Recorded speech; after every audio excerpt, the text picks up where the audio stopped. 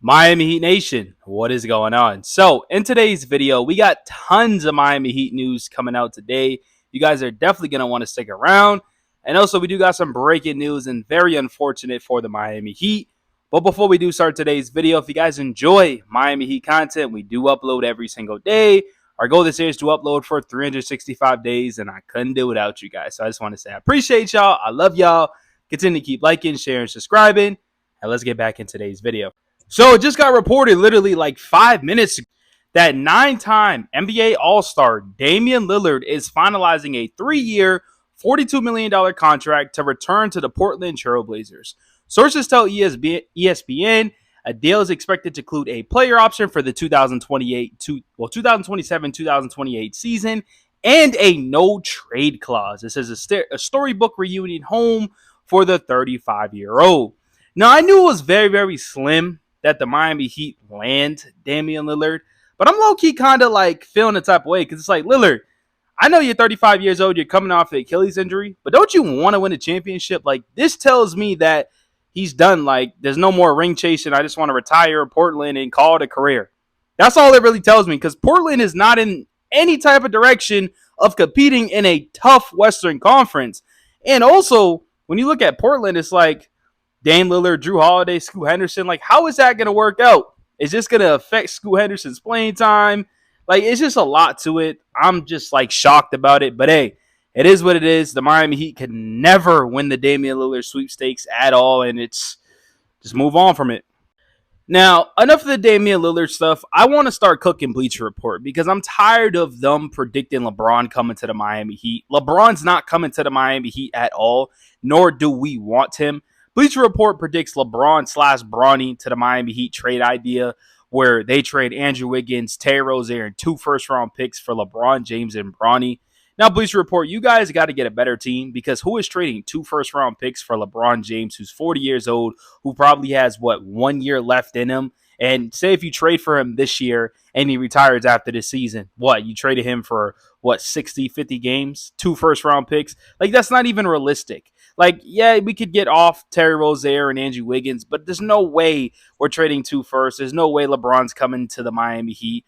Let's just stop talking about this. It's just not happening, and we don't want Bronny James. So I just wanted to clear this up so you guys understand that LeBron's not coming to the Miami Heat.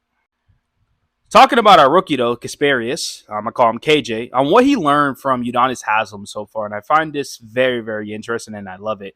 So he goes, man, listen, he's a legend. He's been sharing his knowledge about the game more than anything. It's about the mental part and mental approach to the game than anything, skill-wise. What you can give to the team is the biggest thing from him.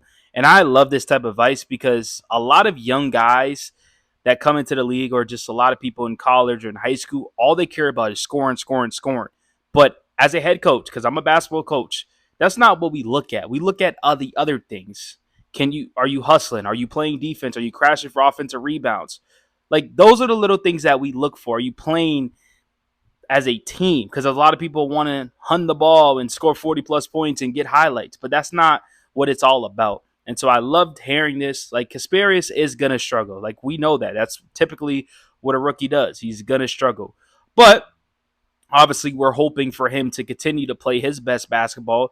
He was looking good in the summer league. Obviously, there's up and downs, but he does have a great coaching staff around him. He's around great people, and I'm really just wishing the best for him because if he could play good, and we have a bright future for sure as a 6'6", 6'7" guard on our team. Also, another young guy that I do want to talk about is Kel'el Ware. Kel'el Ware, since being called up by Coach Spo, averaging about 21 points a game, 12 rebounds, 2 blocks, 55% from the field, 83% from the three-point line. And he culture goes, listen, it's more than a presence that's being fed out there. I just got to bring it. That's it. Plain and simple. Well, that's what Kel'el Ware said, actually. That's one of his quotes. And to be honest with you, if Kel'el Ware tries, he could be this dominant. And that's why Coach Spo called him out. Now, I know a lot of people didn't really appreciate Spo calling him out publicly. And I get it, but at least he responded to it and looked very, very good in Summer League. And hopefully he looks good in training camp and heading into the season because we're definitely going to need him. We're definitely going to need that second-year leap where he can help out this team. So, love it. Also, Kel'el Ware is officially done with Summer League. He has left Vegas after putting in his required time as as is typical with returning players from previous seasons. Nothing to read into here. So that's a positive thing. They've seen enough from Kel'el Ware that he doesn't need to play in the summer league. And let's get ready for training camp and continue to work because, like I said, we need you. Also, Mike Miller says that the Miami Heat isn't done making moves this offseason. He goes, I love Coach Pat. I love Norman Powell. I still don't believe it moves the needle for the championship. You know what I do know? Coach Riley's not done. Now, I don't know if he's just saying this just to say it, but to be honest with you, we do have a roster spot, but I just don't really see this Miami Heat team making any other moves. Like, I think their last move was adding Norman Powell. And honestly, I'm fine with that. I do think we need a backup center. Like, that's desperately what we need. Do they make that move? Maybe, maybe not. Do they wait to the trade deadline? Do they wait for the buyout market? I think that's the reason why they're keeping that one roster spot open because the buyout market is very, very important. A lot of good players, well, solid players that can help your team, go far are going to be available then and there. So we'll see what happens. Hopefully Mike Miller's right and maybe we continue to make moves, but I highly doubt it. But let me know what you guys think. Now, I do want to talk about this because a lot of people continue to keep talking about Luka. And this is coming out from Brian Windhorst. And the reason why this is a conversation now, and this is actually real, is that the Lakers and Luka, like, they're hesitant on, the contract extension. And if Luka doesn't sign the extension, he could be a free agent next summer when there's going to be 10 plus teams with cap space. If he does not sign it, you will see teams to begin to open up maneuvers to try to chase Luka. Now, I'm going to be honest with you. I do think eventually Luka does sign the extension, but the reason why I think he's holding off is because him and his agent are trying to figure out what's the future of this team. He knows it's Luka, but outside of that, it's not really anything exciting. Luka is one of the top players in the league when he's healthy and when he's not being lazy, of course. And he wants to win a championship and he wants to be around a good core. When he was on the Dallas Mavericks, he had a good team. That's the reason why he went to the finals. When you take out LeBron James, which he is going to retire, the team gets very, very questioned. Like, it's very questionable.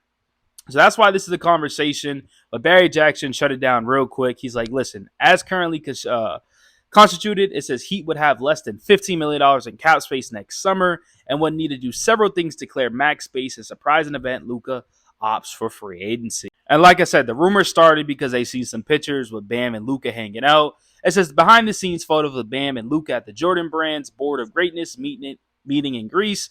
And like I said, I don't really look at this and get like too excited because it's the off season. Players hang out all the time. It's not like just because you're on an opposite team doesn't mean they're cool. Like, they're just chilling. They're just at an event having a good time. They like each other. They're friends. So I don't really look at it like anything like that. But say if Luka does become available and he is a free agent, you have to do anything. You have to free up cap space. You have to trade players. You have to get as much draft capital as possible because if the Heat's plan is to land a star player, this is your time, if that's the case. But like I said, don't get your hopes up. I think this is a core that we're running with, and we'll see what happens. I mean, this would be fun, though. Luka, Bam, and Tyler. That would be very, very interesting. But once again, let me know in the comment section what you guys think, and follow for more.